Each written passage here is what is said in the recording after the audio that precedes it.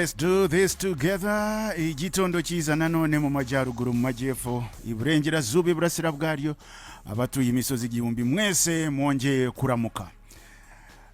Ikiganiro na marembo ariko reka mbanze mbisegureho kubera yuko hari gahunda zirimo kugenda zihinduka buhoro buhoro. Niyo mpamvu murimo kubona namwe harimo impinduka zitandukanye muri ibiganiro bya Ishusho TV na Imanzi Radio. Amarembo turaza kubabwira ibizakurikiraho ariko kubera yuko hari inshingano hari abatumirwa twatumiye buri kwa kabiri murabizi tuba tugiye kuganira kubijyanye na entrepreneurship na technology nibyo biba tugiye kuganiraho muri iki kiganiro amarembo. So uyu munsi hari abatumirwa twaratumiye ni nabo tugiye kuganira nabo muri aka kanya. Baratubwira mu kanya gato cyane hanyuma dukomeze ikiganiro amarembo ariko iyi saha ya nyuma ijya ivuga kuri entrepreneurship and technology. Muri studio nago ndi njyenyine ndi kumwe n'abajeni baraza kutwibwira ndahera kuri uyu mugabo ne bari umusore ariko ndabona ari umugabo kubera ko ndabona impeta ku ntoki wambaye umweru. Waramutse neza nshuti? Mwaramutse neza. Urakaza neza mu Ishusho TV. Murakoze cyane. Ushobora kwibwira abatukurikiye? Murakoze, nitwa Bernard Sengiyaremye. Ndi umugabo, ndi umutekinisiye, nkora ibijyanye n'ikoranabuhanga by'umwariko mu repairing ibikoresho by'ikoranabuhanga bitandukanye. Okay, wari kubanza ukatwibwira utaratubwira ibyo ukora kubera ko dushaka kumenya ibyo ngibyo byose bidahari urinde. Ibyo byose bidahari. Urakoze cyane nkuko nabimaze kubivuga, nitwa Bernard Sengiyaremye. Ndi umugabo, hanyuma nize electronique. Okay. Muri secondaire no muri kaminuza. Hanyuma nkomeza no kubyigisha. Okay. Ndibaza mu magambo make uri umutekinoloji. Okay, umujeni hano we ukiri muto Adeline nibo arimo kureba neza kuri uru ruhande ushatse kamera wazikura kuri ngiye kubera iki imyaka yanje iragiye we uracyari inkumi. Adeline nuri kubihanga bw'ibyuma we bakaba kwitande yewe ni Mutsinda Shyaka Theoneste. Yego. Nzwi ku izina rya Theoteke rego ni ry'akazi. Yego. Nanjye nkorera mu kigo cya Ishuri Technology Limited. Okay. Nkuko bakomeje kubivuga haruguru. Ni ikigo gikora ibyendanye no gukora ibya tekinike. Mu televiziyo yagize ibibazo atandukanye ariko n'ibindi byinshi bitandukanye. Ubwo ibindi turaza kubiganira. Okay, ukaba ufite imyaka ingahe? Mfite imyaka 28 y'amavuko. Yego. Uracyari muto cyane. All right, abakurikiye Ishusho TV murabizi neza ko we are no longer in the age aho opportunities zihishe kure, aho opportunities zigusanga. Opportunity zo muri iyi minsi ziri mu mufuka wawe, ziri muri telefoni yawe, muri idea zawe, ariko ukuri nyakuri. Technology does not change your life nkuko abandi bantu babivuga, nkuko mumaze iminsi mubiganira. Technology yahinduye ubuzima, ni ibintu bitandukanye. Hari uscrollinga ufite telefone arimo kuscrollinga, hari nushiramo ibyo scrolling. Mwese mukoresha technology. Urumva? Hari consumer, hakaba n'abarema ibyo consuming. Mwese mukoresha technology. Itandukaniro hagati y'abo bantu babiri ngira ngo niba ufite amatwi yumva urayumva. Hari ba innovators hakaba n'aba users. Urinde muri abo bantu uko ari babiri. Hari wewe umaze iminsi scrolling ukagenda reba, hakaba n'abandi barema ibyo scrolling. Hari abantu babikora kandi mwese technology iri mu maboko yanyu, mwarayakiriye. Urumva? It's about the decision. Startup ngira ngo nagari company gusa ariko icyemezo umuntu afata. Niyo mpamvu nifuzaga kuganira n'aba bagabo babasore. Ndaza kubivanga ikinyarwanda cyanjye muraza kukihanganira. Ndavanga igifaransa, ndavanga icyongereza, ndavanga n'ikinyarwanda. Ubu amatu yanyu agomba kuba ari tayari. Cyese birumvikana. Ariko igifaransa niba mba nakikuye he. Okay. sasa rero watangiye iyi company hariya wavuze ngo bayita Ishuri Technology Limited. Ishuri Technology Limited.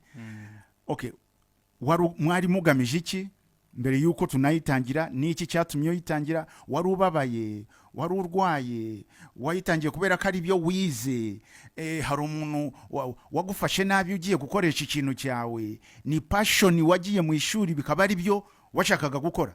Why kubera icyo mwatangiye ibi? Ibi bintu twabitangiye mu mwaka wa 2020.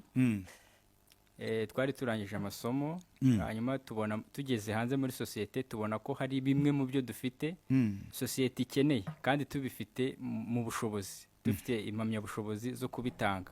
Hanyuma muri societe twabonagamo ikibazo cyuko ikoranabuhanga rirahari, riri gukoreshwa cyane, abantu bararyitabira, bararikunda, ariko ibisubizo by'ibikoresho bimwe na bimwe ntago bifite abantu babiha ubuzima buzima cyangwa se uburyo bwo kubyitaho.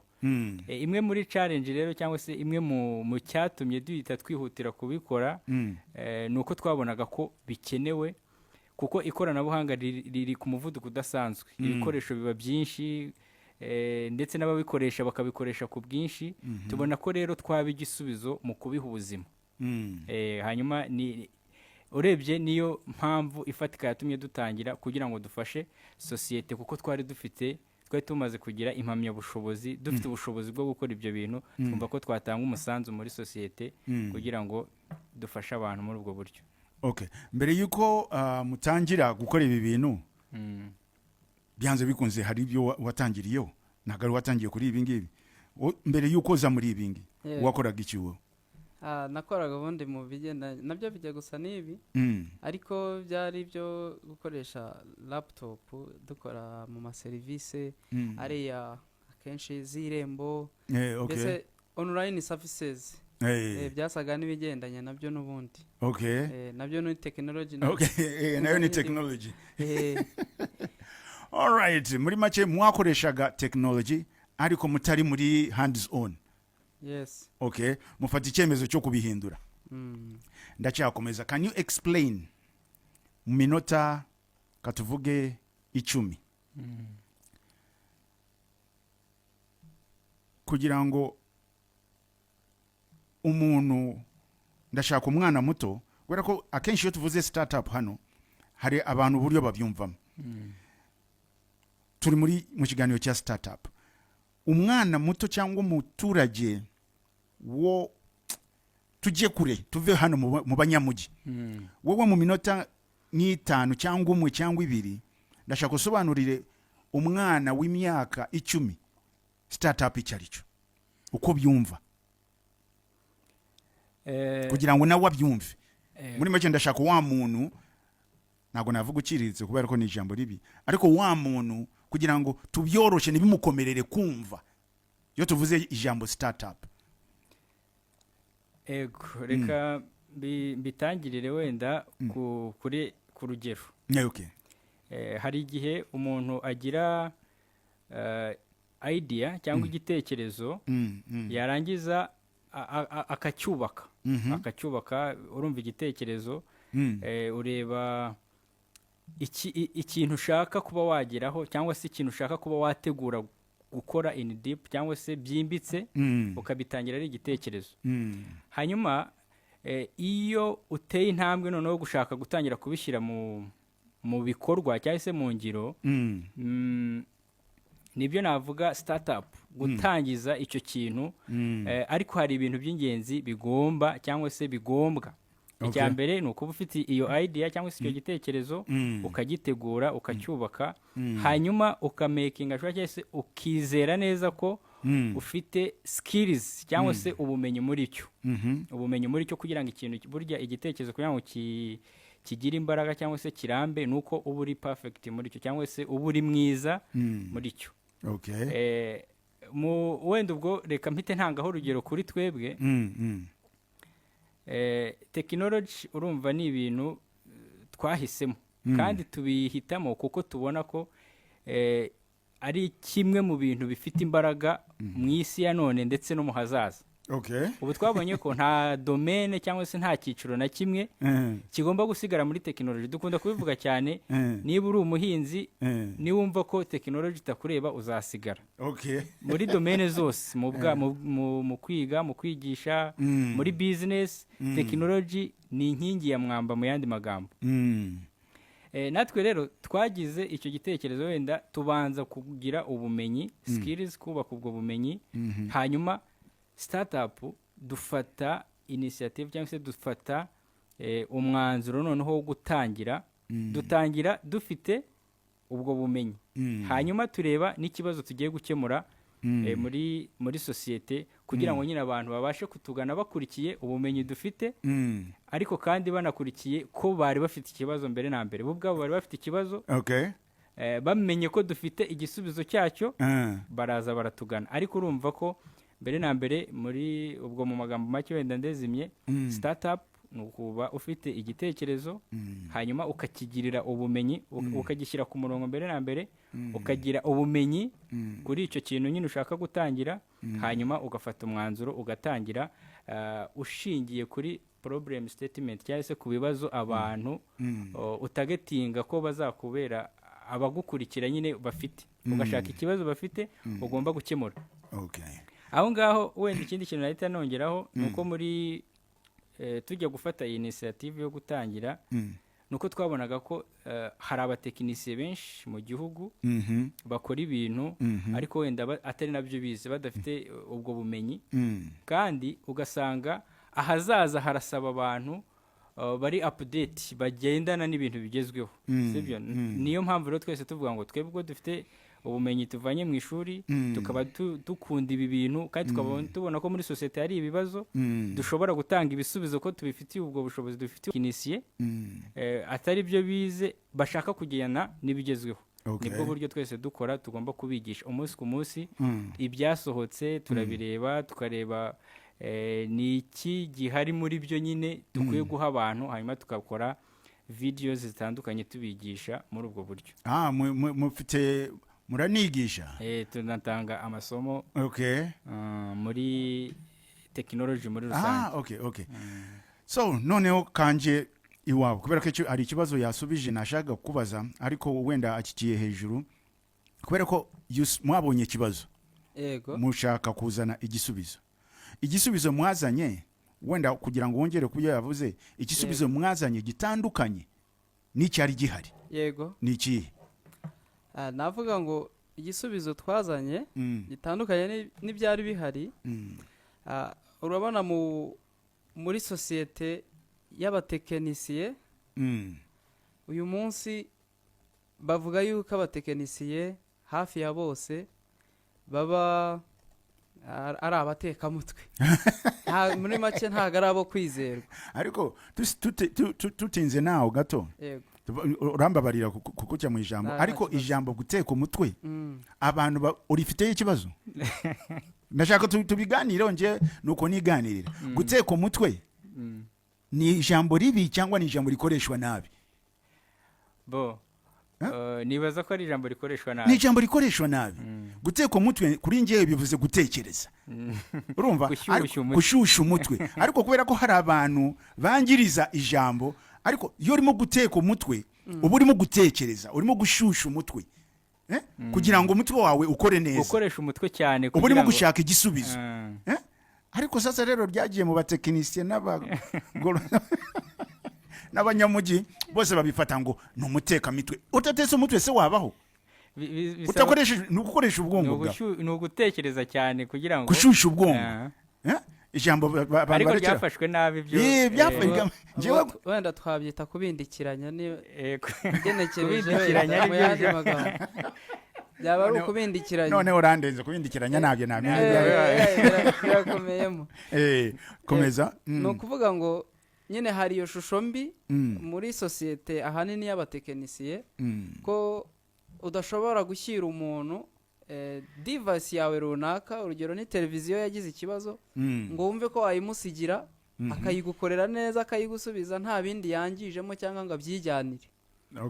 Rero uyu munsi muri iri koranabuhanga tugezemo, turifatanya n'ubwo bunyangamugayo Okay. bwabuze mu batekinisiye Okay. ku buryo umuntu uje agakorana natwe Okay. agenda yizeye. Muri make dufitiye icyizere ku buryo abantu badusigira ibikoresho byabo baje gukoresha bagataha bumva nta kibazo, ku Okay. buryo banabiboherereza. Rero icyo kintu cyari cyarabuze, kandi uyu munsi abenshi bamaze kubona ko tubigeze kure. Ko bishoboka. Yego, mumaze kugira abantu babagana. cyane tumaze kugira abantu benshi batugana. Sasa reka nkubaze, kubera ko turi muri technology kandi abantu barimo kwitabira technology cyane. Ubu ngubu umuntu aramutse akuyeho iyi technology, igitekerezo cyanyu cyakomeza. Akuyeho technology, akuyeho technology ivuyeho iyi ngiyi mukoresha.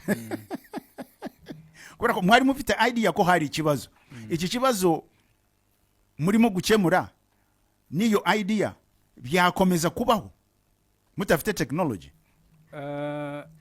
Ego byakomeza kubaho, kubera ko mu by'ukuri sosiyete iteka ryose ihora ifite needs cyangwa se ibyifuzo ibyikeneye, kandi technology yo mpamya ko wenda ni imagination, ntago yavaho, ntago yava aho isi imaze kugera. Domaine yose yamaze kwinjirirwa na technology. Are you sure? Technology ntago yavaho ngo ntago byahagarara umunsi umwe. Oya, ntibyavaho. Okay, muri imyaka mumaze mukora, numvise muvuga ngo muranigisha, so hari abantu wenda bifatiro mwakoranye cyangwa mwatoje ubuzima bwabo bwavuye ahandi bujya ahandi bwahindutse? Barahari. Kuko urumva n'urugendo rw'imyaka 5 hafi ni mumaze imyaka 5. Yego. Okay. Ndetse hari abo twagiye twigisha mu ntara z'igihugu hafi ya zose, tugiye dufitemo abantu twigishije. Okay. Kuva mu ntara zose bigenda bite? Abatekinisiye ubundi dufite uburyo butandukanye twigishamo, kuko urumva nyine isi tekinoloji ihari, ubundi ni nabyo dushishikariza abantu ko ikwiye kuba igisubizo, ikwiye kubyazwa umusaruro. Utangira wavuze ngo hari aba consumer cyangwa se abantu ba scrollinga, ariko hakaba n'abantu ba creating ibyo bintu, abantu ba scrolling. Exactly. Twero twahisemo kuba abo bantu ba generating ibintu abantu bakonsoma kandi bikabagirira umumaro, kuko dufite amasomo atandukanye twigisha abantu bashobora kuza kuri field bagafata period runaka tukabigisha. Ariko kandi nkuko twabivuze ko abatekinisiye, abantu bahoze ari abatekinisiye cyangwa ari abatekinisiye bari basanzwe bakora ibyo bintu ariko atari byo bizi, twabaye nk'abo bafungura bitasabye ko banaza aho turi, ahubwo tukagenda dukora video ku kintu technology nshya yasohotse, ibibazo igira, uburyo bikemukamo. Ariko ngiye ku kibazo cyo warubajije, tumaze kugira abantu benshi twatoje kandi bamaze gufungura matire yabo mu ntara zigiye zitandukanye. Wenda sinarondora, ariko barahari benshi bakoze amatire nyine bakubaka ubuzima mu buryo bugaragara. Okay. Reka ngusharinge naka karinki kugira ngo ukasharinge nabo na cyane numero yawe mfite karabaye. Reka nkwandikire. Okay. Inshuti. Yego. Umaze imyaka ingahe ukorana n'iri shuri? Ni imyaka 2. Ni urugendo rw'imyaka 2. Ni urugendo rw'imyaka 2. Yego. Ishuri uribona he cyangwa wewe ubwaye ku giti cyawe? N'imyaka umaze ukorayo cyangwa wigishayo cyangwa wiga nawe mu myaka 5? Yego. 3 4 imbere. Yego. Uribona he? No kuvuga ngo bitewe n'ukuntu tugendana n'iterambere aho rigeze, umunsi ku munsi tuba tugomba kugira impinduka, tukagendana nazo. Okay. Rero mbona ko mu myaka 2 3 4 5 iri imbere hazaba hari impinduka zikomeye ku buryo no muri leta izaba ivuga iti hari abantu twamenye dushobora guhereza abanyeshuri. Urabona leta iragerageza kuzamura imyumvire y'urubyiruko ku ikoranabuhanga no kugerageza kugira imirimo runaka bakora bakihangira ibyo kubatunga. Okay. Icyo gihe rero ntekereza ko mu myaka iri imbere n'ubuyobozi bw'igihugu cyacu buzaba buvuga buti hariya hantu twamaze kumenya ko batanga serivisi nziza bashobora gukura umuntu ku rwego rumwe bakamugeza ku rundi muri make bazaba barahisemo gukorana natwe. Nicyo cyerekezo bazajya bohereza abanyeshuri bahakura ubumenyi tugire natwe uruhare rufatika ndetse bimenyekane ko dufasha igihugu gutera imbere. Mushobora kwicaza abanyeshuri bangabangaye ku munsi? Byibura abanyeshuri 35 bicaye neza bafite ibikoresho bishoboka. Ibikoresho bikore. Na munsi numwe nk'abatekinisiye urakora ikintu cyangwa ukakanika cyangwa ukatekinika nyine televiziyo iyo uri mu gukora hanyuma solution wazanye wagerageje kuzana ikafailinga, icyo gihe what happens? Bigenda bite? Cyangwa nakuzaniye televiziyo yanjye ikibazo wakibonye ugerageje kugikemura ariko biranze, icyo gihe bigenda bite? Igihari ubu ngubu hari amahirwe menshi tunashimira ubuyobozi kuko hari abashoramari benshi muri iki gihugu. Ubu ni ukuvuga ngo igikoresho cy'umukiriya kugira ngo kibe cyananirana neza uvuze ngo biranze, amahirwe ni make cyane. Ashobora kubura wenda ubushobozi bwo kwafodinga ibyo cyangwa ubushobozi neza bwo kugura ibikoresho, ariko spares zose ziraboneka pe. Nta televiziyo yananirana. Muri make nta murambo uturuka iwanyu. Nta murambo wahava. Ihageze tumekinga ashobora kwitashya ari nzima. Itaha ikize neza with guarantee. Alright, uracyari ku 105 n'igice kimwe FM Radio Imanzi na Ishusho TV. Ikiganiro ne Amarembo, buri kwa kabiri tuba turi muri technology. Uyu munsi tukaba turimo kuganira n'aba bagabo bavuye ku ishuri, buri ngiye ndabona ni ya electronic school. Electronic ishuri. Ishuri. Ibintu byanyu birimo technology nyinshi cyane. Ni artist. Muraba artist kabisa. Harimo artist muri iryo zino bwari. Sasa rero murigisha, muratoza, murakanika. Aho niwo mukura amafaranga cyangwa hari ubundi buryo abantu iyo baje kwiyandikisha kugira ngo mubigishe, hari ubundi buryo mubonamo amafaranga cyangwa nagari cyo mugamije? Amafaranga aboneka muri izo service mu gukiza, mu kuvura ibikoresho byari byagize ibibazo, niho amafaranga ava. Ariko ubundi kwigisha byo navuga ko tutigisha ku mafaranga kuko dutanga amasomo ku bantu bose bifuza kuba abatekinisiye b'abanyamwuga batanga ibisubizo muri sosiyete, kuko iyo niyo passion yaje. Dushaka ko duhereye kuri kimwe yavuze cyuko hari izina ribi riri ku batekinisiye, icyo nicyo kintu cya mbere dufokasingaho. Twifuza ko iryo zina ribi riri ku batekinisiye rivaho, abantu bagakora cyangwa abatekinisiye bagakora bafite ubumenyi mbere na mbere, bafite n'ubunyangamugayo, bagakorana skills ndetse n'ubunyangamugayo, kugira ngo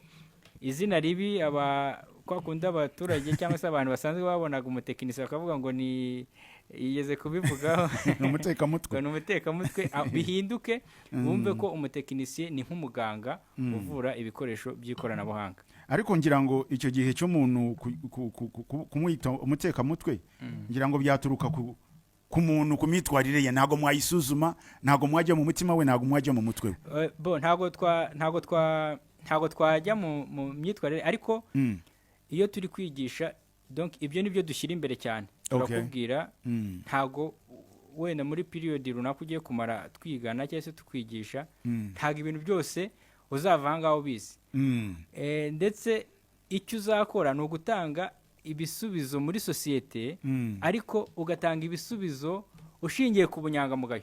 Donc dufokasinga cyane mu kuba biranashoboka ko bashobora guhinduka, wenda bari bafite iyo mico itari myiza, ariko bakayihindura kuko babonye ko natwe turakora kandi bikagenda neza, kandi nta izo ubwo butekamutwe ntabwo tugira, kandi bakabona ko dukura umunsi ku munsi. Ubutekamutwe. Mufite ikipe y'abantu mukorana. Sinabafatanga NGO, it is a startup. Muri make iyi startup umuntu aramutse abahaye amafaranga, katuvuge miliyoni 10, mwazikoresha iki? Ikintu cya mbere dushobora gukora ni ukwagura ku buryo tubasha kugira kapasite yo kwakira abatrainees, abanyeshuri benshi bashobora kujya gukwira mu gihugu hose nyine. Dushobora kwakira abantu benshi tukabaha ubumenyi, kuko ubumenyi bwo turabufite.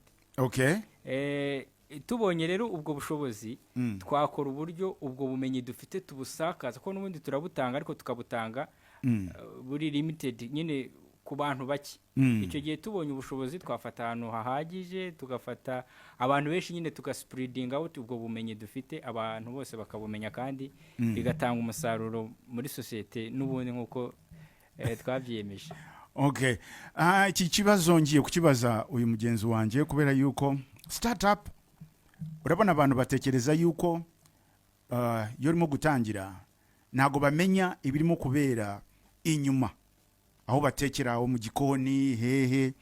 Sofa ubu aho mugeze ubu nonaha, can you tell me just mistake imwe Sofa mwakoze?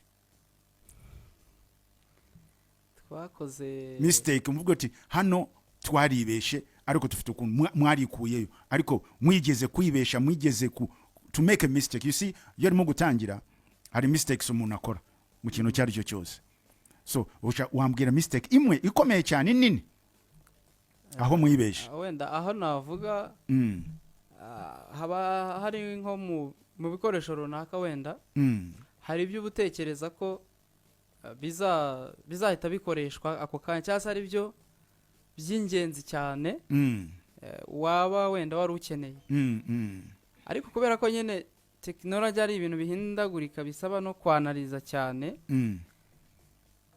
ukisanga hari ibindi bikenewe wenda mbere y'ibyo ngibyo. Ugasanga wenda iyo bageti yagiye kuri ibyo bikoresho, hari ibindi yakabaye wenda yarakoze, cyangwa se wenda hari step waguzeho icyo gikoresho kinahenze ariko itaragerwaho. Waguze igikoresho gihenze, yego, hanyuma step igihe cyo kugikoresha ntabwo kiragera neza, kandi hari ibindi bikenewe muri uwo mwanya, mbese mu buryo bw'ako kanya. Yego, navuga ngo igikoresho muri make kikaguma aho ngaho cyicaye utagikoresha kandi cyaraguhenze. Yego, ntago wakigurisha.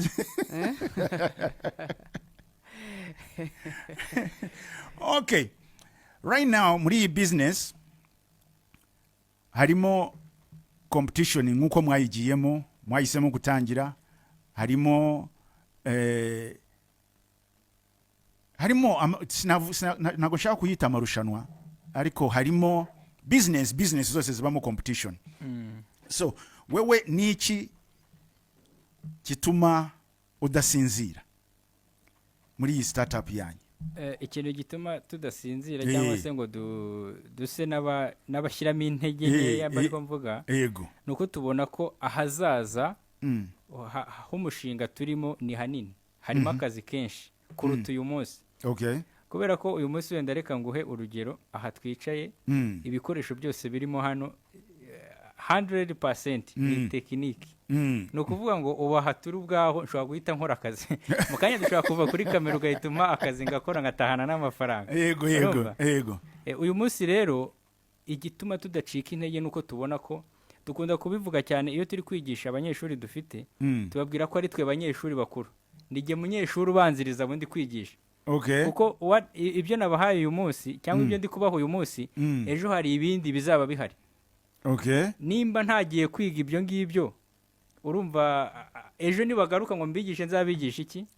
Ngomba kuba umunyeshuri mukuru. Niyo mpamvu rero igituma tudacika intege nuko tubona ko akazi karahari, kandi dusabwa nyine gushyiramo imbaraga gutanga ibisubizo byako.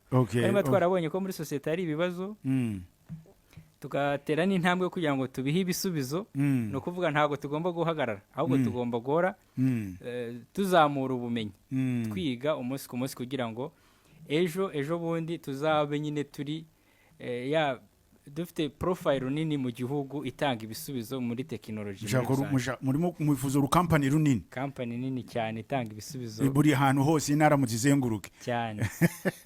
Kandi ikindi twifuza umunsi ku munsi nuko abantu bose bari muri technique cyangwa se abantu bose bari muri technology muri rusange batagomba gusinzira cyangwa se ngo bacike intege, ahubwo nimba hari ibyuzi utanga ibisubizo neza uyu munsi, ntabwo ugomba gushyira ukuguru ku kundi nyine ngo uvuge ngo nabigezeho. Ibi bihari uyu munsi umwaka utaha ntabwo aribyo bizaba bihari. Urasabwa kwiga, niyo mpamvu nyine dushyiraho platform yigisha. Ugiye kuri YouTube Eshuri TV usanga amasomo dukora umunsi ku munsi. Utitaye nuko wenda ibyo ngibyo uri gukora ibyo ari byo byose buri muri tekiniki, ugomba kuba umunyeshuri uhozaho. Ibyo uri kubikora neza, urabyumva 100%, ariko ejo ibizaba byasohotse nutaba wize bya bindi ntabwo bizaba bikiri ku isoko, kuko dukorera abaturage, dukorera abatugana. Kandi abatugana ntago igikoresho yarari gukoresha uyu mwaka nimba ari cyo atari cyo kigezweho, ubutazaba yiguriye ikigezweho. N'ubutazi kugikora uzamukorera iki? Utarabyize. Okay. Shishikariza rero abantu bashaka kwiga ndetse n'abatekinisiye muri rusange ko batagomba kumva ko ibyo bazi bihagije, ahubwo bagomba kuba abanyeshuri bazamura ubumenyi ndetse bakazamura na discipline. Okay. Urakoze cyane. Turacyakomeza sasa rero. Startup cyangwa company iyo ari yo yose igira ikipe. Kandi mu ikipe y'abantu iyo bakorana kugira ngo bahuze nayo ni yindi nambara. So in your team, what ni ikihe kintu abo mukorana cyangwa ikipe yanyu yitotombaho cyangwa complaining about? Ko ntibajya babura muri company. Nago byabura ba complaining yengiyo mu byumba, ariko baka complaininga tu. Niki wowe uzi nk'umuyobozi abakozi nagara abakozi abo mukorana cyangwa abo muyigisha binubira? Iki okay. Nagara kwinubira. Complaining. Nta kibazo nacyumvise ikibazo. Ikintu kigaragara ko kitashimisha ku rwego ruhagije, reka mbivuge muri ubwo buryo, ni ikijyanye na income. Kubera ko dufite intumbero cyangwa se dufite icyifuzo, reka mbivuge gutyo, cyo kubaka. Turacyari kubaka. Income ntago zihagije, twe twubakamo abantu ko tubaha serivisi nziza kandi zizewe. Ibyo rero urumva iyo uri gutangira uri kubaka ibyo bintu ntago hari byinshi, donc ntago ugaining, ntago ubona income nyinshi. Ikintu nyine navuga rwose gihari kigaragaza ni income tubona muri equipe, kuko na byinshi tubona tubyinvestingamo n'ubundi kugira ngo tugire umuryango mugari w'abatekinisiye bari kuri uwo murongo twifuza. Abatekinisiye bafite ubumenyi kandi bafite na discipline, ku buryo twifuza ko mu turere twose tw'igihugu twaba dufite umuntu uduhagarariye twizeye ko ibyo tuzi ku cyicaro abizi kandi abitanga ku rwego nyine twifuzamo. Kuko wenda hari nk'abaduhamagara baturuka mu ntara za kure, nyine baturuka kure, ugasanga kutugana aturutse aho ngaho ni ibintu binini bituvuna, ariko twifuza nyine kugira amashami ku buryo izo service izo dutanga ku cyicaro zaba zinatangirwa hariya, kandi izo nyungu nyine zose zikatugeraho.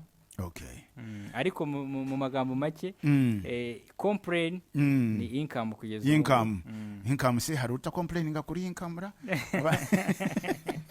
Anyway, as we go for a short commercial break, kambaze akakabazo uyu mugenzi wanje kubera ko mumaranye igihe. Tumaranye igihe. Niba mumaranye igihe ndashaka umbwire kandi umbwize ukuri. Abantu muri iyi minsi urabona startup barakopera. Yego. Urumva gukopera ni kwinsha kantu uragakora mu nyuma y'amezi 3 amezi 4 umuntu akaba akagiyemo. Yego. Urumva? So iyi startup yanyu umuntu aramuse ayikopeye akakora ibyo mukora neza. Yego. What will happen? What would you do? Mwakora iki? Mwabigenza mute? Ikintu twakora by'umwihariko kubera ko twiyemeje ko ubundi tugira icyo twakwita twabyita sinzi niba ijambo nakoresha sinzi ko napfa kuwita ndibona ariko ni nka ya magambo atera imbaraga muri make cyangwa se ahora yibutsa abantu intego bafite. Tugira intego ivuga ngo ubumenyi si ubwo kubika ahubwo n'ubwo gusangiza. Urumva rero icyo kintu ubwacyo cyatanga igisubizo ako kantu ni keza cyane mu buryo bwahuranyije nk'uko umuvandimwe yahoze abigarukaho avuga ko intego yacu ari ugutuma tugira abatekinisiye benshi kandi bakora kinyamwuga. Numva ko rero ntago twabirakarira ahubwo kubera ko tuzi ko duhora dutera intambwe nshyashya ntago tuba twicaye yageze ku byo turiho tuba tuzi ko twageze ku bindi duhora ni nabyo twifuza ubundi badukopera ari benshi ahubwo bakopere bakora nk'uko dukora ari benshi nibyo twifuza nibyo mwifuza niyo ntego yanyu kugira ngo mube benshi bamwebwe mube benshi byana sevinga umwuga kugira ngo uko tugenda twinjira mu ikoranabuhanga riruseho ariko rigendane n'ubunyangamugayo n'ubunyamwuga kuko niba wenda abataratumenya neza umuntu aza avuga ati ndicara ku gikoresho cyanjye bagikore ndeba hataza kugira ibyangirikamo cyangwa wenda bakabinyereza. Urumva aho hantu ntago ari twe tuba twarabiteye ni bagenzi bacu. Rero niba hari abashobora kuza bagakopera imikorere yacu wenda bakanamenya n'ibanga dukoresha rituma abakiriya batwizera naryo bakarikurikiza, ntekereza ko natwe ubwacu twabigiriramo inyungu kuko uko imyaka ishira abantu bazagera bakabona ko inyungu zitabonekera mu kwiba by'abakiriya kubera ko babigiye iwanyu cyane. Okay, uracyari ku 105 n'igice kimwe FM Radio Imanzi na Ishusho TV is Startup and Technology Tuesday, aho tuganira kuri technology na startups mu bintu bitandukanye. Uyu munsi twari kumwe na ishuri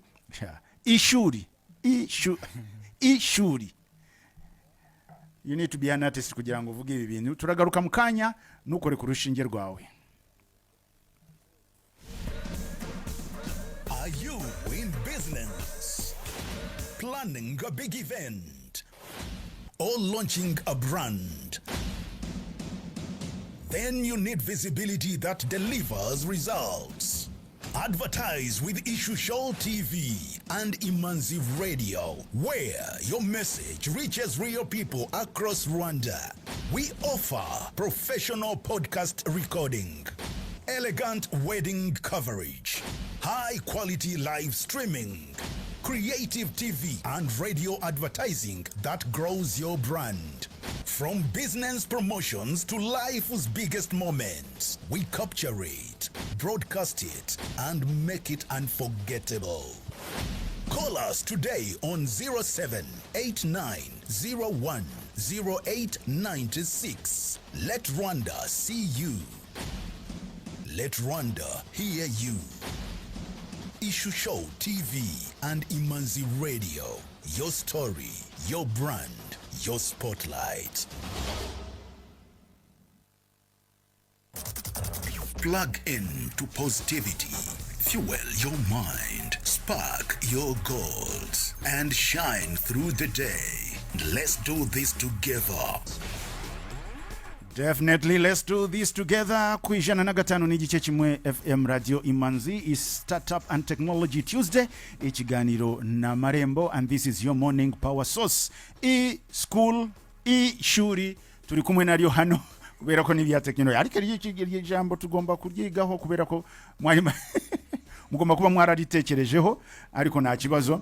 So, mwese barimo kumva radio none barimo no kureba televiziyo. Hold on a second. Nkuko mumaze kubyumva, we didn't talk about the money uburyo abagabo bari hamno amafaranga bakoresheje. So you don't need millions to start kubera ko nagaraba millionaire uburyo mbabonye. Icyo keneye vision urayifite, courage urayifite, consistency kubera ko bamaze hafi imyaka 5 ubungu bari muri ibi bintu. That is consistency, because the biggest companies zose uri mu umva cyangwa ubona zifite uburyo zatangiye niyo idea zatangiye mu byumba bike cyane, mu sitting room, mu igaraje, hariho hose, with people abanze kuva ku izima, ababonye ikibazo then bakavuga ko bagiye kugikemura. Do you have the resources? The question is, wewe ubwawe ko kutangira uhora wibaza ngo resources ndazikura he? Mwene data niba udafite aho cyukura uretse banze ngabanye uragitekinika da uraza kugikora tekiniki na cyanaga atariho nani nzuze ku ibintu bife abatekinisiye bari hano. Icyo ndimo kubaza, niba urimo gushakisha resources ntago zirimo kuboneka muri iki kinyejana tugezemo, muri iyi minsi, inshuti, you need to be the resource yourself. The question is, are you resourceful? Resource ni wewe, ntago ugiye kucyukura, ntazabo ugiye kucyukura, nta hantu ugiye kucyukura kandi uba mu mujyi, nta hantu ugiye guhinga. So you need to be resourceful wewe ubwawe kugira ngo wibesheho muri uyu mujyi.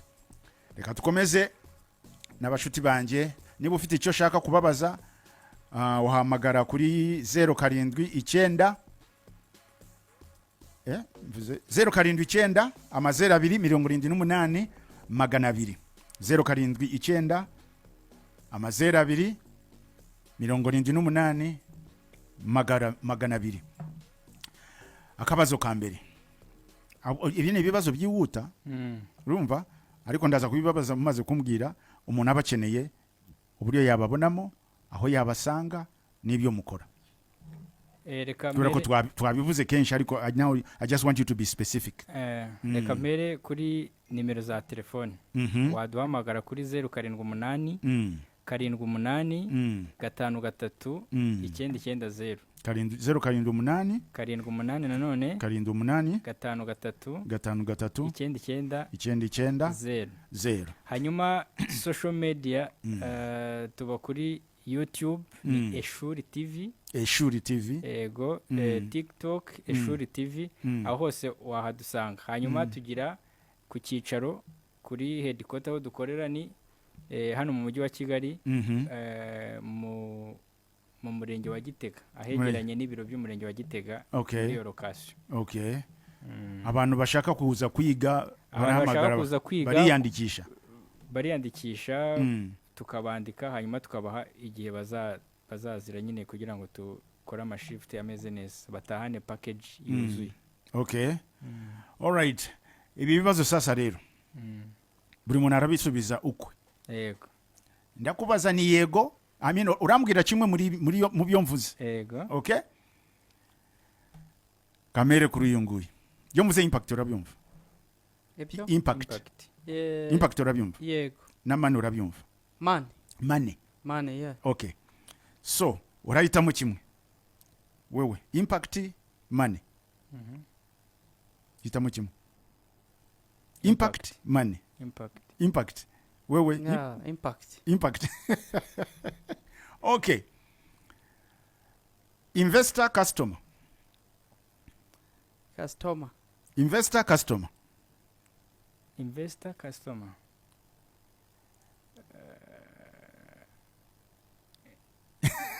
Customer. You want to be a customer, you don't want na gushaka kuba investor, ushaka kuba customer. No. No bihindure. I'm already investor. No bihindure, bagomba kunsubiza ndi investor cyangwa ndi customer. Wapointinze neza ikibazo. Oya, navuze ngo rahitamo kimwe. Navuze investor, customer. To be. Amva, investor, customer. Okay, I change. Investor, I'm investor. Yeah, very challenged. Okay. Yumvuze build, urabyumva? Build. Kubera ko Kinyarwanda cyanjye there is. Yeah. Okay. Build fast, build perfect. Which one? Build fast or build perfect? Build fast. Build fast. Yes. No, banza wumve kibazo neza. Urumva? Building fast ni mukuvuga kubaka byihutse cyangwa kubaka ibiri perfect. It's a perfect. Perfect. Yes. Nagushaka ibyihuta. Nagushaka ibintu bya AI. ntago nshaka ibyihuta, Kubera nshaka iki? ibiri perfect, kubera iki? kubera ko ibyihuta nta mwimerere biba bifite, Ibyihuta? bimara igihe gito. Yeah. Yego. Okay. Ushobora gukora akazi kawe Google idahari? Yego. Akazi kawe kakomeza Google idahari? Yego. You don't ntabwo ujya kuri researching ibyo ugiye gukoresha. Ariko donc hari ibyo nshobora guperforminga ntayifashisha. Muri make Google imaze imyaka nk'ine tariho. Akazi kawe kakomeza? Kakomeza. Wakomeza ukagakora? Cyane. Okay. Which one would you prefer?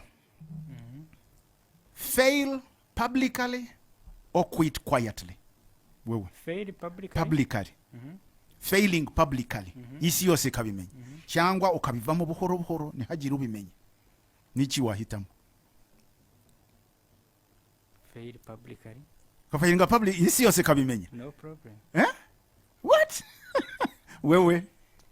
There is failing publicly.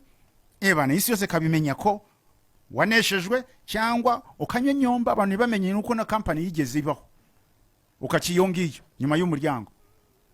Nahitamo uburyo bw'ibanga. kubera ko igiye mu buryo bw'ibanga nta ni ushatse to start again. You can come back. Ushobora guhita ubikora ntihagire n'umenye ibyabaye. Okay. Why did you choose publicly? Impamvu ubundi umuntu aragerageza bigakunda cyangwa bikagorana rimwe inshuro zose. Twe muri iyi domaine ya tekiniki tugira umuntu wavumbuye ibi by'amatara by'umuriro kugira ngo itara rizatanga urumuri yabigerageje inshuro 101 101 times. Bivuze iki rero? Bivuze wafailinga ukongera ugatangira upfa kuba ufite ya quality y'ibintu urimo ubizi neza ubizi ibintu urimo. Ubwo gufailinga byo bishobora guterwa n'impamvu nyinshi ariko bigiye ku bwanjye numva ko nta kibazo kibirimo. Nta kibazo kibirimo. Okay, muri make you are not afraid of failing. Okay, young man here are afraid of failing. Kandi abantu benshi iyo ni imbogamizi kuri startups. Ni imbogamizi kuri startups kubera yuko abantu benshi tutinya kuneshwa, tutinya kutsindwa. We are afraid of failing. Kandi failing is part of the journey. Okay. What yo turi muri startup company mwayivuze ibyangombwa ngira ngo byose mwabivuze kanizere ko na jambo nabaniganye niba hari icyo mutavuze mushobora kukivuga ubu nonaha. Ariko nashaka kubaza wewe, what legacy do you want? Ushaka kusiga uwuhe muraji? Kubera ko iyi company mwarayitangiye, umuraje wifuza gusiga inyuma nuwuhe? Umurage nifuza gusiga inyuma nuko mu Rwanda ndetse no mu mahanga haba abatekinisiye bakora ibintu kinyamwuga bafite ubumenyi n'ubunyangamugayo. That's all. That's it. Okay, mukahanagura cya kizina kibi. Yego, abantu bagakora ibintu bumva atari ugutekereza.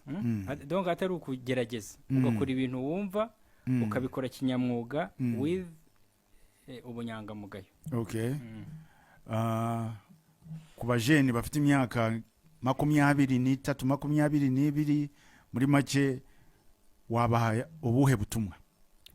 Ubutumwa nabahereza nuko imyaka bafite niyo mahirwe ya mbere. Okay. Yeah. No kuvuga ngo ayo na amahirwe akomeye. Navuga ngo iyo myaka niyo myaka yo kubaka ubusaza bwacu. Okay. Okay. N'abazadukomokaho kuko imyaka 23 umuntu abatangiye gutekereza ko nawe yazavamo umugabo akagira n'umuryango umukomokaho nubwo abakiri mutoyi. Yego, rero numva ko iyo myaka niyo yo gukora.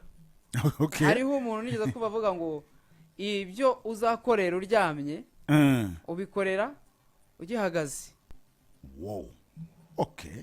Yego. That is heavy. Yes.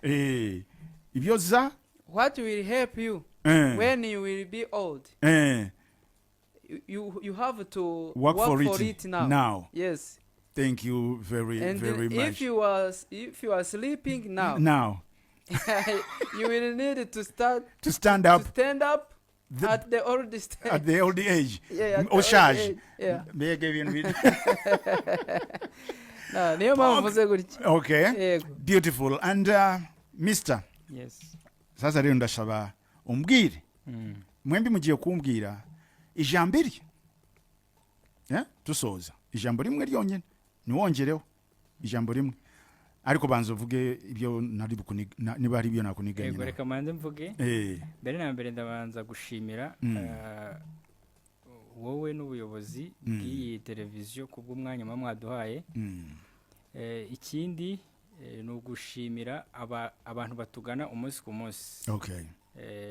Baze dukomeze tubahe serivisi nziza, tubahe n'ubumenyi neza. Hanyuma ijambo rimwe wenda nimba ari ryo nahita nkurikiza. Iryo ni iryawe rivuge ngewe ndaza kubaza iryanje. Okay. Ndi kubaza. Uraza kumbaza rimbaza. Okay. Ndashaka uvuge company yawe mu ijambo rimwe. Ijambo rimwe.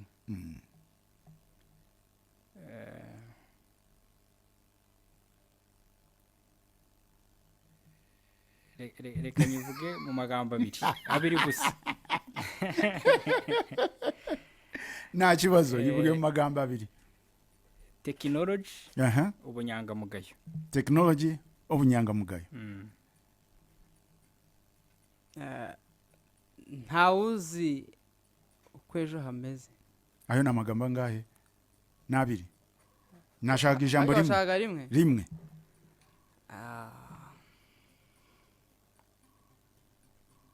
Kampani muyimazemo igihe. Ishuri muyimazemo imyaka. Yes. Myaka 5 hafi. Ibyo mukoze mwarabikoze ijambo rimwe. Umwimerere.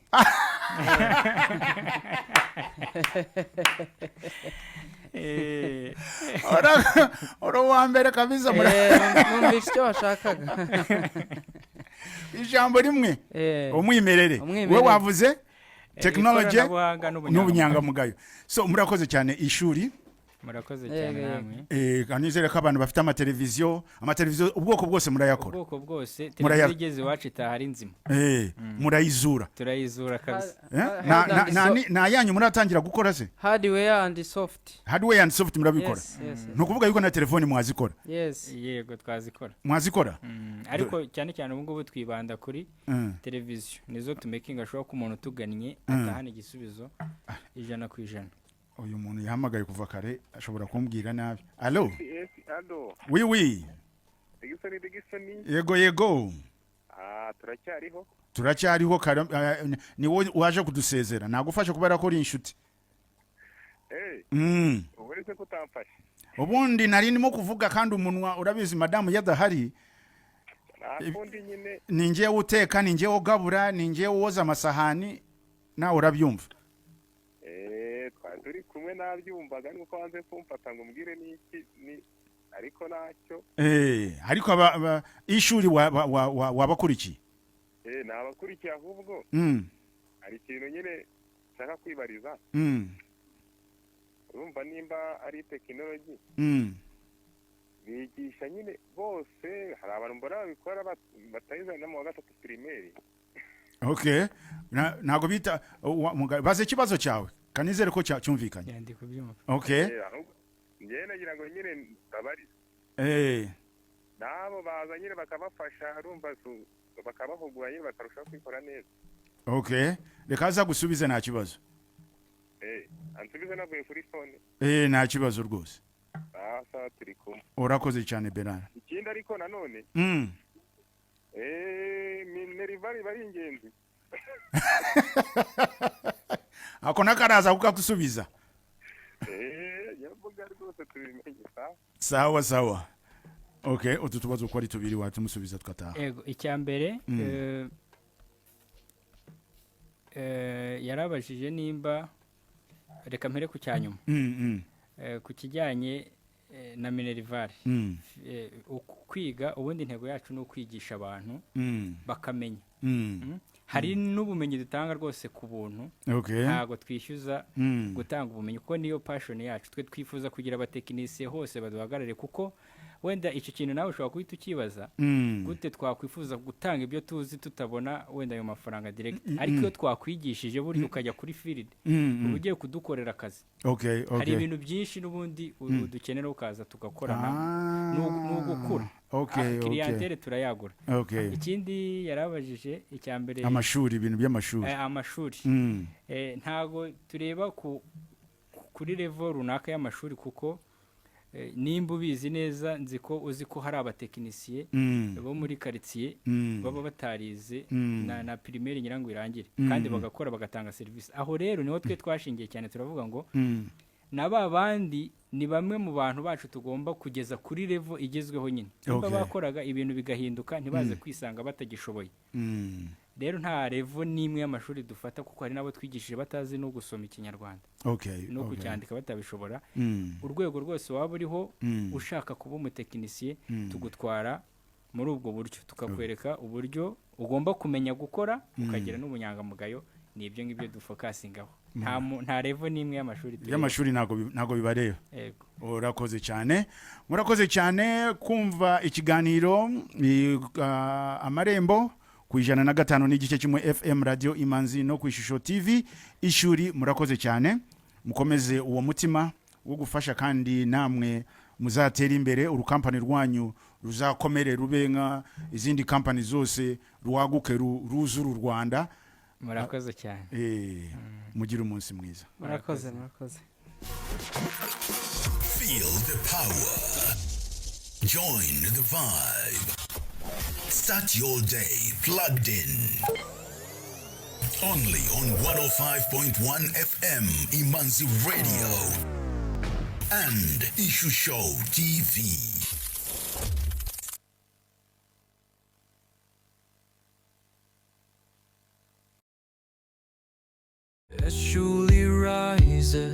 Uburanga bw'inzu yawe si amarangi cyangwa intebe ziri muri salo ntiwibeshye kuko ishema n'icyubahiro cy'ibyo utunze ari televiziyo nziza kandi yakorewe ahantu heza. Ahangaha niho hazira Eshuri Technology Limited. Abangaba ni inzobere mu gukora televiziyo zapfuye bifashishije ikoranabuhanga rigezweho. Banacuruza kandi ibikoresho byose bya televiziyo nta PS n'imwe wababurana. Ibuka kandi ko hari igihe ubuzima bukwereka amahirwe ariko si buri wese uyamenya.